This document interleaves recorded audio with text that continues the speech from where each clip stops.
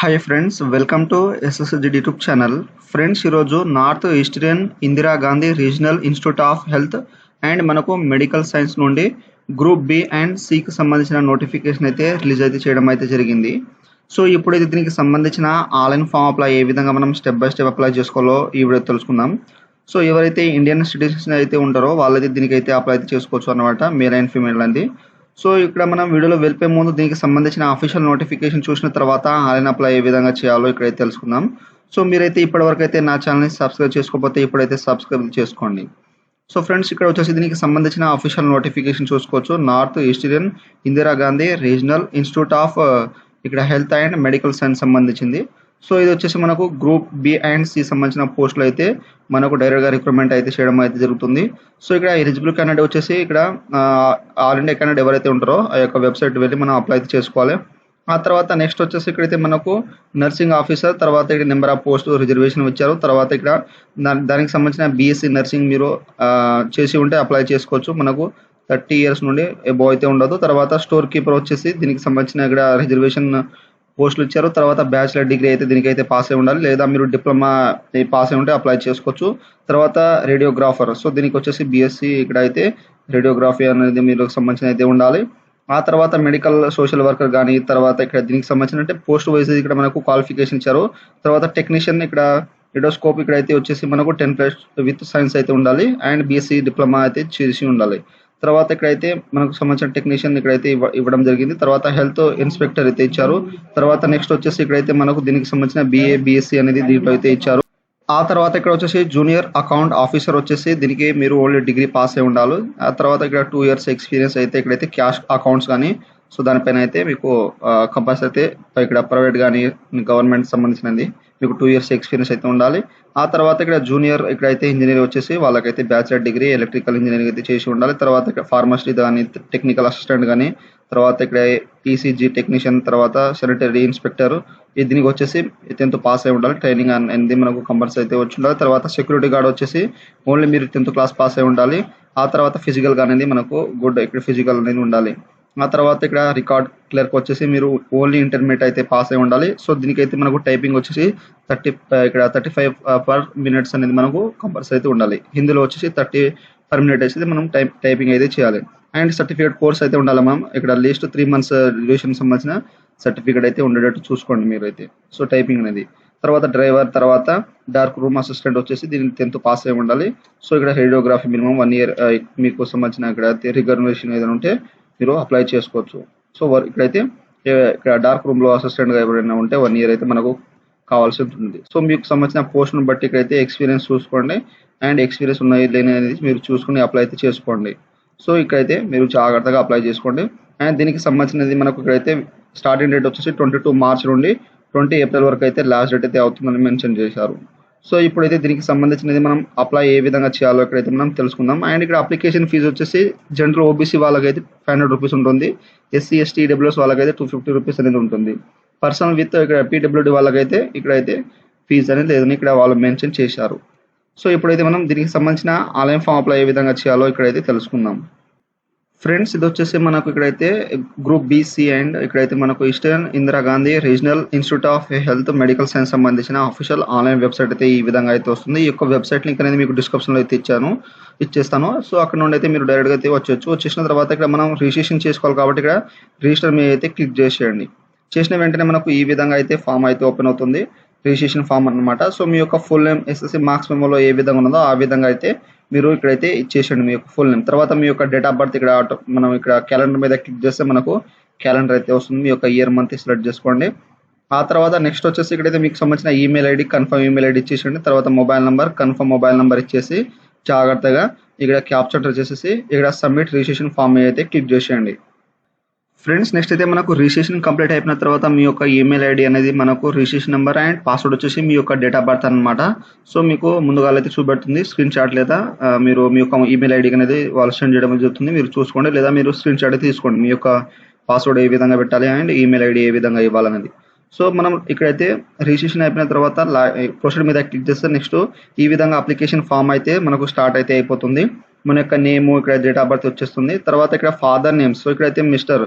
So మీకు సంబంధించిన మీ యొక్క ఫాదర్ నేమ్ ఏదై ఉంటుందో ఎస్ఎస్సి మార్క్స్ మెమోలో క్యాపిటల్ లెటర్లో ఇచ్చేసండి. తర్వాత మీ యొక్క మదర్ నేమ్ అనేది ఎస్ఎస్సి మార్క్స్ మెమోలో ఏ విధంగా ఉన్నదో ఆ విధంగా ఫుల్ నేమ్ ఇచ్చేసండి. తర్వాత జెండర్, సో మీరు మేలా ఫీమేల్ అయితే ఇక్కడైతే సెలెక్ట్ చేసుకోండి. ఒకవేళ మీకు ఆధార్ కార్డు ఉంటే ఆధార్ కార్డు ఇచ్చేసండి, లేకపోతే అవసరం అయితే లేదు.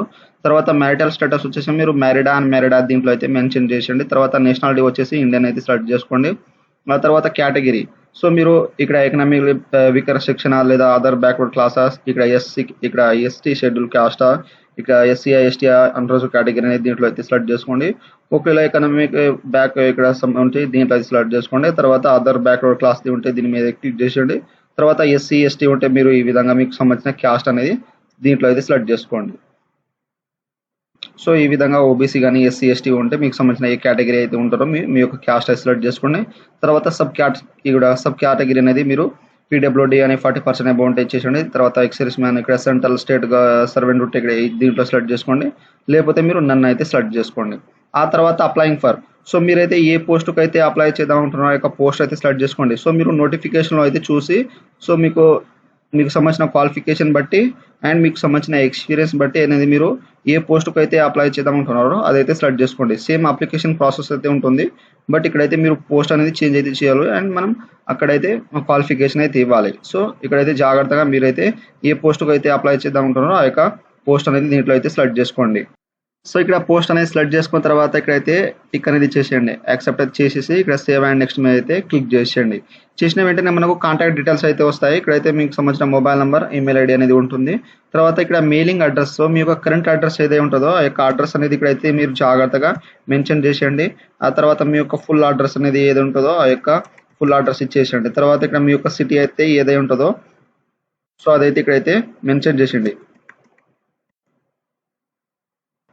సో ఆ తర్వాత ఇక్కడైతే మీ యొక్క స్టేట్, సో మీ ఏ స్టేట్ నుండి బిలాంగ్ చేస్తారో మీ యొక్క స్టేట్ అయితే సెలెక్ట్ చేసుకోండి. తర్వాత మీ యొక్క డిస్ట్రిక్ట్ పిన్ కోడ్ అనేది ఇక్కడ మెన్షన్ చేసేయండి. చేసిన వెంటనే మీకు ఇక్కడ permanent address and current address same ఉంటే దీంట్లో టిక్ అనేది ఇచ్చేసండి. మనకు ఆటోమేటిక్గా అనేది ఫిల్అప్ అయితే అయిపోతుంది. ఒకవేళ మీకు వేరే అడ్రస్ ఉంటే అండ్ టిక్ చేసేసి మీరు వేరే అడ్రస్ అనేది ఇచ్చేసేయండి. తర్వాత ఇక్కడ preferred city for exam, so మీరు ఫస్ట్ సిటీ అనేది ఎక్కడైతే ఇస్తారో అక్కడైతే మీకు ఎగ్జామినేషన్ అయితే కండక్ట్ చేయడం అయితే జరుగుతుంది. సో మీకు దగ్గర ఉన్నది ఇక్కడ ఎగ్జామినేషన్ సిటీ అయితే సెలెక్ట్ చేసుకోండి.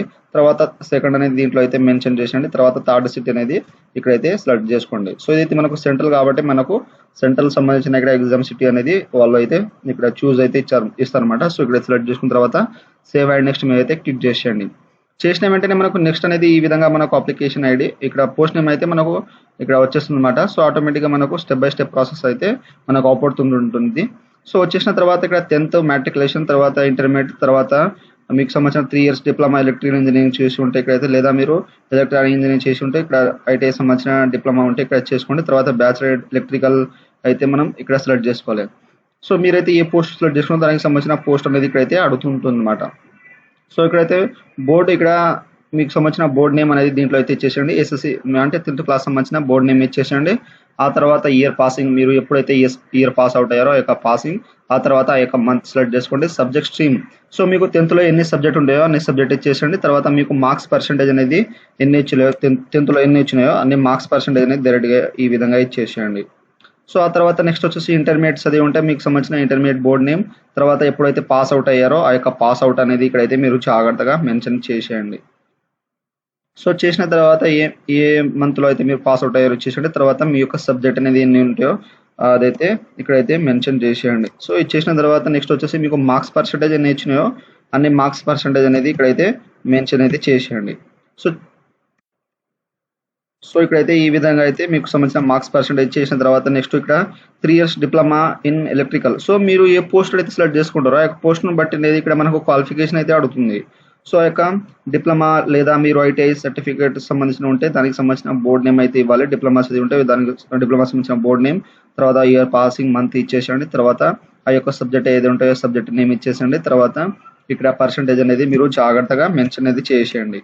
సో చేసిన తర్వాత నెక్స్ట్ వచ్చేసి మీరు బ్యాచిలర్ డిగ్రీ అయితే చదివి ఉంటే ఇక్కడైతే మీకు సంబంధించిన అనేది ఇక్కడైతే ఇచ్చేయాలి. సో మనకైతే క్వాలిఫికేషన్ అయితే అడుగుతుంది అనమాట. సో నేను ఇక్కడైతే ఇక్కడ జూనియర్ ఇంజనీర్ ఎలక్ట్రికల్ అయితే సెలెక్ట్ చేసుకున్నాను కాబట్టి నాకు బ్యాచిలర్ డిగ్రీ అయితే ఎలక్ట్రికల్ ఇంజనీరింగ్ లేదా ఎలక్ట్రానిక్ ఇంజనీరింగ్ అయితే కంపల్సరీ అయితే నేను ఇక్కడైతే అడుగుతుంది. లేదా నేను 3 ఇయర్స్ డిప్లొమా చేసి ఉంటే ఇదైతే అప్లై అయితే చేసుకోవచ్చు. అంటే మనకు 6 ఉంటే ఇక్కడ మీరు నాకైతే 2 ఇక్కడైతే క్వాలిఫికేషన్ అడిగింది.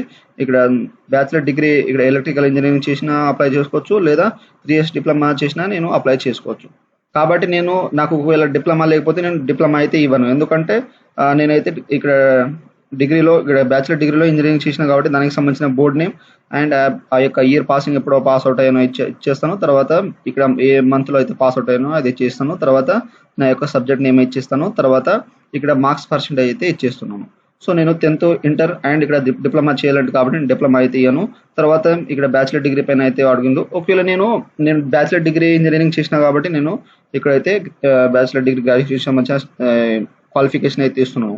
ఒకవేళ మీరు డిప్లొమా చేస్తే మీకు సంబంధించిన డిప్లొమా లేదా ఐటీఐ చేస్తే దానికి సంబంధించిన దీంట్లో అయితే ఇచ్చేసేయండి. అంటే మనకు ఇక్కడ పోస్ట్ను బట్టి క్వాలిఫికేషన్ అయితే సెలెక్ట్ చేసుకోవాలన్నమాట. సో మీ యొక్క సంబంధించిన ఎన్ని క్వాలిఫికేషన్ అయితే అడుగుతుందో ఆ యొక్క క్వాలిఫికేషన్ అయితే ఇచ్చేసేయండి. సో ఒకవేళ లేని దానిని మీరు చేయకపోతే ఇక్కడ అవసరం లేదు. ఒకవేళ మీరు డిప్లొమా చేసి ఉంటే ఇక్కడ ఇంటర్మీడియట్ అయితే ఉండదు. 10th నుండి డిప్లొమా ఇచ్చేస్తే డైరెక్ట్గా అనేది నెక్స్ట్ స్టెప్ అనేది వెళ్ళిపోవచ్చు సేవ్ చేసుకొని. సో ఈ విధంగా మీరు క్వాలిఫికేషన్ అయితే జాగ్రత్త అనేది యాడ్ చేసుకొని ఒకవేళ వేరే ఇక్కడ అదర్ క్వాలిఫికేషన్ ఉంటే యాడ్ ఎనీ అదర్ క్వాలిఫికేషన్ మీద క్లిక్ చేసి సేమ్ ప్రాసెస్ అయితే యాడ్ చేసుకోండి. ఒకవేళ మీకు సంబంధించిన క్వాలిఫికేషన్ ఇక్కడైతే 10th కానీ ఇంటర్ కానీ డిగ్రీ చేసిన సంబంధించిన మీకు పోర్షన్ బట్టి ఉంటే మీరు అదైతే యాడ్ చేసుకొని సేవ్ అండ్ నెక్స్ట్ మీద అయితే క్లిక్ చేసేయండి. ఫ్రెండ్స్ మనకు క్వాలిఫికేషన్ సేవ్ అనేది అయిపోయిన తర్వాత మీరు జాగ్రత్తగా క్వాలిఫికేషన్ మీరు సంబంధించిన నోటిఫికేషన్ చూసి సో అక్కడైతే ఒకవేళ మీరు జూనియర్ అకౌంట్ ఆఫీసర్ మీద అప్లై చేస్తే మీరు డిగ్రీ అండ్ 2 ఇయర్స్ ఎక్స్పీరియన్స్ ఉంటే మీరు అప్లై చేసుకోవాలి. అండ్ ఇక్కడ మీకు సంబంధించిన ఫార్మేట్ కానీ టెక్నికల్ అసిస్టెంట్ ఉంటే దాంట్లో అయితే మీరు మీకు సంబంధించిన అనేది చూసుకొని మీరు అప్లై అయితే చేసుకోవాలన్నమాట. సో క్వాలిఫికేషన్ అనేది ఒకవేళ ఇప్పుడైతే మీకు సపోజ్ అయితే నేను చెప్తాను ఇక్కడ టెక్నికల్ అసిస్టెంట్ మీద ఒకవేళ మీరు అప్లై చేయాలనుకుంటే బీఎస్సీ నర్సింగ్ రేడియోలాజీ అయితే చేసి ఉండాలి. లేదా మీరు 12th ఇక్కడ విత్ సైన్స్ అనేది మీరు పాస్ అయి ఉంటే మీరు దీనికైతే అప్లై చేసుకోవాలి. సో ఏదో ఒక క్వాలిఫికేషన్ అయితే కంపల్సరీ అయితే ఉండాలి. ఆ తర్వాత ఈసీజీ టెక్నీషియన్ అయితే మీరు చేసి ఉంటే బీఎస్సీ ఇక్కడ విత్ ఫిజిక్స్ 1 సబ్జెక్ట్ అయితే వచ్చి ఉండాలి బీఎస్సీ నర్సింగ్లో. తర్వాత ఇక్కడ మనకు డిప్లొమా లేదా 3 ఇయర్స్ మీరు ఉన్న దీనికైతే అప్లై చేసుకోవచ్చు. సో బీఎస్సీ చేసిన వారు అప్లై చేసుకోవచ్చు అండ్ డిప్లొమా 3 ఇయర్స్ చేసిన వాళ్ళు దీనికైతే అప్లై చేసుకోవచ్చు. సో ఈ విధంగా క్వాలిఫికేషన్ అనేది మీరు అక్కడ అయితే యాడ్ చేసుకోండి. మీకు సంబంధించిన క్వాలిఫికేషన్ చూసుకొని ఆ యొక్క పోస్ట్ బట్టి ఇక్కడ క్వాలిఫికేషన్ యాడ్ చేసుకొని నెక్స్ట్ స్టెప్ అనేది ఈ విధంగా అయితే వచ్చేసేయండి. సో వచ్చేసిన తర్వాత ఇక్కడ మనకు పాస్పోర్ట్ సైజ్ ఫోటో అయితే అప్లోడ్ చేయాలి. సో ఇక్కడైతే 100 KBs వరకు అయితే జేపీజీ ఫార్మాట్లో ఉండాలి. చూస్ మీద క్లిక్ చేస్తే ఫోటో అయితే వచ్చేస్తుంది. ఆ తర్వాత ఇక్కడ మీ యొక్క సిగ్నేచర్ వైట్ పేపర్ మీద బ్లూ బ్యాక్ ప్రింట్ అయితే ఉండాలి. సో 100 KBs అయితే ఇక్కడైతే అప్లోడ్ చేసేయండి. ఆ తర్వాత మీ యొక్క క్యాస్ట్ సర్టిఫికేట్ సో ఇక్కడ జనరల్ వాళ్ళకైతే అడగదు. మిగతా క్యాండిడేట్ ఇక్కడ ఎస్టీ ఎస్సీ ఈడబ్ల్యూఎస్ వాళ్ళకైతే ఓబీసీ వాళ్ళకైతే ఇక్కడైతే మనకు క్యాస్ట్ సర్టిఫికేట్ అయితే అడుగుతుంది. 200 KBsలో జేపీజీ ఫార్మాట్లో అనేది ఇక్కడైతే అప్లోడ్ చేసేయండి 200 KBsలో. సో ఆ తర్వాత 10th ఇక్కడైతే 10th సంబంధించిన ఐడే సర్టిఫికేట్ అయితే అప్లోడ్ చేయండి 200 KBsలో. సో 10th క్లాస్ సంబంధించిన సర్టిఫికేట్ అనమాట. తర్వాత 12th ఇక్కడ సంబంధించిన మార్క్ షీట్ అనేది అప్లోడ్ చేసేయండి. ఆ తర్వాత నెక్స్ట్ వచ్చేసి గ్రాడ్యుయేషన్ సంబంధించినది మీరు సంబంధించిన ఉంటుంది కదా గ్రాడ్యుయేషన్ ఇంజనీరింగ్ సంబంధించిన అయితే ఇక్కడ అప్లోడ్ చేసేయండి. సో మీరైతే ఎన్ని క్వాలిఫికేషన్ అయితే అక్కడ అయితే యాడ్ చేస్తారో అన్ని మనకి ఇక్కడైతే అడుగుతుంది అనమాట. సో నేనైతే 10th ఇంటర్ అండ్ ఇక్కడైతే డిగ్రీస్ గ్రాడ్యుయేషన్ సంబంధించినది నేను 3 అయితే ఫిల్ చేసిన కాబట్టి ఆ 3 అనేది ఇక్కడైతే నాకు ఇక్కడ దానికి సంబంధించిన మార్క్ షీట్ అయితే సర్టిఫికేట్ అయితే అడుగుతుంది. సో మీరైతే మీకు సంబంధించిన క్వాలిఫికేషన్ బట్టి ఒకవేళ మీరు వేరే పోస్ట్ పైన 10th అండ్ డిప్లొమా చేసి ఉంటే ఇక్కడైతే మనం 10th అండ్ డిప్లొమా అయితే సర్టిఫికేట్ అయితే అడుగుతుంది. అండ్ క్యాస్ట్ అయితే ఒకవేళ మీకు సంబంధించిన క్యాస్ట్ యూఆర్ ఉంటే అడగదు. లేకపోతే మీకు సింపుల్గా 10th అండ్ డిప్లొమా అయితే అడుగుతుంది. ఒకవేళ మీరు ఐటీఐ పైన చేస్తే 10th అండ్ ఐటీఐ సంబంధించిన దీంట్లో అయితే అప్లోడ్ చేసేయండి. ఒకవేళ క్యాస్ట్ ఉంటే క్యాస్ట్ అయితే అడుగుతుంది. సో నేనైతే 10th and inter and graduation చేసిన కాబట్టి నాకు ఈ విధంగా నేను క్వాలిఫికేషన్ అయితే యాడ్ చేసిన కాబట్టి అండ్ ఇక్కడ నాకు క్యాస్ట్ సర్టిఫికేట్ అయితే అడుగుతుంది. సో ఈ విధంగా అయితే మీకు సంబంధించిన సర్టిఫికేట్ అనేది అప్లోడ్ అయితే చేసిన తర్వాత ఇక్కడ సేవ్ అండ్ నెక్స్ట్ మీద అయితే క్లిక్ చేసేయండి. ఫ్రెండ్స్ ఆ తర్వాత ఈ విధంగా మనకు ఫామ్ ప్రివ్యూ అయితే వస్తుందన్నమాట. సో మీరు 1-2 సార్లు జాగ్రత్తగా అనేది చూసుకోండి. సో ఇక్కడైతే ఏమైనా మిస్టేక్ ఉంటే ఇక్కడైతే మోడిఫై మీద క్లిక్ చేస్తే మీరు బ్యాక్ వెళ్ళిపోయి ఎడిట్ అయితే చేసుకోవచ్చు. ఇప్పుడైతే తర్వాత మనకు ఎడిట్ ఆప్షన్ మాత్రం వాళ్ళు అయితే అసలు అయితే ఇవ్వరనమాట. సో మీకు అన్ని కరెక్ట్గా క్వాలిఫికేషన్ కానీ మీకు సంబంధించినది అన్ని మీరు కరెక్ట్‌గానే ఇక్కడైతే ఫిలప్ చేసి ఉంటాయి. ఇక్కడైతే డైరెక్ట్‌గా అనేది ప్రొసీడ్ టు పేమెంట్ మీద అయితే క్లిక్ చేసేయొచ్చు. ఒకవేళ మీకు ఏమైనా డౌట్స్ అనిపిస్తే దీంట్లో మిస్టేక్ ఉంటే ఇక్కడ మోడిఫై మీద క్లిక్ చేసేసి మీరు ఎడిట్ అయితే చేసుకోవచ్చు అన్నమాట. సో ఇక్కడైతే మీకు జాగ్రత్తగా అనేది చేసేయండి. సో ఒకవేళ అన్ని కరెక్ట్‌గా అనిపిస్తే ప్రొసీడ్ టు పేమెంట్ మీద క్లిక్ చేసేయండి. చేసిన తర్వాత please check all carefully before the fee payment. Once fee paid no changes can be done. So payment అయిపోయిన తర్వాత మనకు అప్లికేషన్ ఫామ్ అయితే చేంజ్ అయితే ఉండదని చెప్తున్నారు. ఓకే అయితే చేసేయండి. చేసిన వెంటనే ఈ విధంగా మనకు పేమెంట్ అనేది వచ్చేస్తుంది పేజ్ అనేది. సో ఇక్కడైతే వచ్చేసిన తర్వాత ఫీజ్ పేమెంట్ అయితే చూపెడుతుంది. పే ఆన్‌లైన్ మీద అయితే క్లిక్ చేసేయండి. చేసిన వెంటనే మనకు పేమెంట్ పేజ్‌కి అయితే ఈ విధంగా అయితే తీసుకొస్తుందన్నమాట. సో ఇక్కడైతే వచ్చేసిన తర్వాత మీకు సంబంధించిన క్రెడిట్ కార్డ్ గానీ, డెబిట్ కార్డ్ గానీ, నెట్ బ్యాంకింగ్ గానీ, యూపీఐ గానీ సో ఇక్కడ నుండి అయితే మీరు డైరెక్ట్‌గా అనేది చేసుకోవచ్చు. ఒకవేళ మీకు యూపీఐ ఉంటే ఇక్కడ జనరేట్ క్యూఆర్ కోడ్ మీద అయితే క్లిక్ చేసేసి మీరు ఇక్కడైతే దీని మీద ట్యాబ్‌ని ఇచ్చేసి ఫోన్‌పే, గూగుల్ పే ద్వారా నుండి ఇక్కడైతే చేసుకోవచ్చు. లేదా మీకు సంబంధించిన వెరిఫై అయిపోయి యూపీఐ అయితే ఇక్కడ మొబైల్ నంబర్ లేదా యూపీఐ ఐడీ అనేది వెరిఫై చేసుకొని మేక్ పేమెంట్ మీద క్లిక్ చేసి డైరెక్ట్ పేమెంట్ అయితే చేసుకోవచ్చు. అదే విధంగా మీకు క్రెడిట్ కార్డ్ గానీ, డెబిట్ కార్డ్ ఉంటే మీకు సంబంధించిన card number, expiry month, expiry year, తర్వాత సీవీ నంబర్, తర్వాత నెక్స్ట్ వచ్చేసి ఇక్కడైతే అగ్రీ అనేది మీరు చేసుకున్న తర్వాత ఇక్కడ మేక్ పేమెంట్ మీద క్లిక్ చేస్తే మనకు ఇక్కడ పేమెంట్ అనేది అయిపోయిన తర్వాత మీ యొక్క అప్లికేషన్ ఫామ్ అయితే ప్రింట్ అయితే వచ్చేస్తుందన్నమాట. సో ఆ యొక్క అప్లికేషన్ ఫామ్ ప్రింట్ అయితే మీరు తీసుకోండి. సో ఎప్పుడైనా ఫ్యూచర్ యూజ్ కోసం. సో ఈ విధంగా అయితే జాగ్రత్తగా అనేది మీరు అప్లై అయితే చేసుకోండి. North eastern Indira Gandhi regional institute of health of medical science సంబంధించిన ఆన్లైన్ ఫామ్ అప్లై అయితే ఈ విధంగా అయితే చేయండి. సో మీరు అప్లై చేసేటప్పుడు మీకు ఏమైనా డౌట్స్ ఉంటే నాకు కామెంట్ సెక్షన్‌లో కామెంట్ ఇవ్వండి. మీకైతే తొందరగా అయితే రిప్లై ఇస్తాను. సో ఫ్రెండ్స్ నా వీడియో మీకు నచ్చినట్లయితే షేర్, లైక్, సబ్స్క్రైబ్ చేసి బెల్ ఐకాన్ని ఆన్ చేసుకోండి. మరిన్ని వీడియోల కోసం నా ఛానల్‌ని సబ్స్క్రైబ్ అయితే చేసుకోండి. Thank you for watching.